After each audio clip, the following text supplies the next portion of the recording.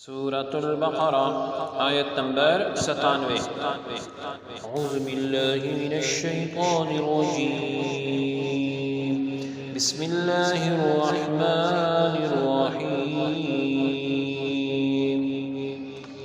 قل من كان عدوا لجبريل فإنه نزله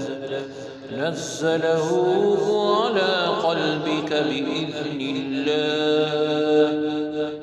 بإذن الله مصدقا لما بين يديه وهدى وبشرى للمؤمنين۔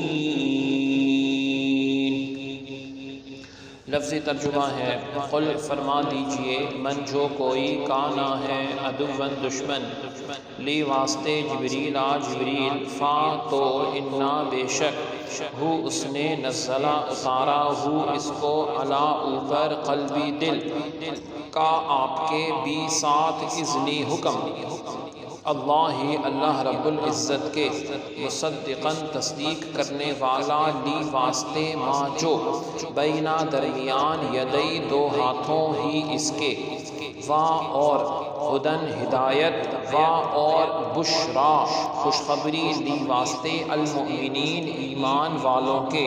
بامحاورہ ترجمہ ہے، آپ فرما دیں جو شخص جبریل کا دشمن ہے وہ ظلم کر رہا ہے، کیونکہ اس نے تو اس قرآن کو آپ کے دل پر اللہ رب العزت کے حکم سے اتارا ہے، جو اپنے سے پہلے کی کتابوں کی تصدیق کرنے والا ہے اور مومنوں کے لیے سراسر ہدایت اور خوشخبری ہے۔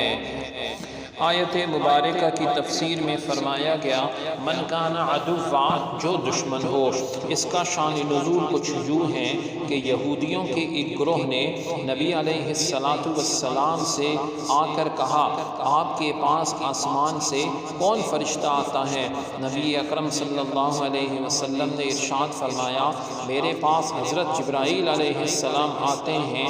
ابن سوریہ یہودیوں کا ایک پیشوا اور عالم تھا، وہ کہنے لگا، وہ تو ہمارا دشمن ہے، عذاب، شدت اور زمین میں دھنسانہ وہی اتارتا ہے، اور پہلے بھی کئی مرتبہ ہم سے دشمنی کر چکا ہے۔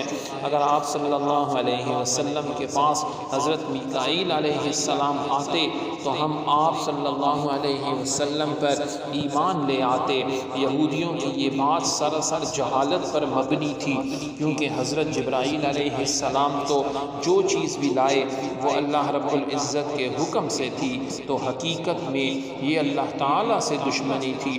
بلکہ اگر یہودی انصاف کرتے تو حضرت جبریل امین علیہ السلام سے محبت کرتے اور ان کے شکر گزار ہوتے کہ وہ ایسی کتاب لائے جس سے ان کی کتابوں کی تصدیق ہوتی ہے۔ تو آیت میں فرمایا گیا کہ یہود جو ہے یعنی ایمان نہ لانے کا ایک بہانہ تھا، ان کو پتہ تھا کہ یہ سب اللہ کے حکم سے ہوتا ہے، اور یہ قرآن جو ہے یہ بھی اللہ کے حکم سے نازل ہوا ہے۔ جبرائیل علیہ السلام نہ اپنے طرف سے کچھ کر سکتے ہیں نہ وحی لا سکتے ہیں، یہ تو اللہ رب العزت کے حکم کے پابند ہیں، لیکن ایک ایمان نہ لانے کا ایک بہانہ تھا۔ اللہ رب العزت ہمیں ایمان پر پختگی عطا فرمائے، قرآن پر پختگی عطا فرمائے۔ سبحانک اللہم و بحمدک، اشہد ان لا الہ الا انت، استغفرک و اتوب الیک۔ وصلی اللہ تعالی علی خیر خلقہ محمد وعلی آلہ واصحابہ اجمعین برحمتک یا ارحم الراحمین۔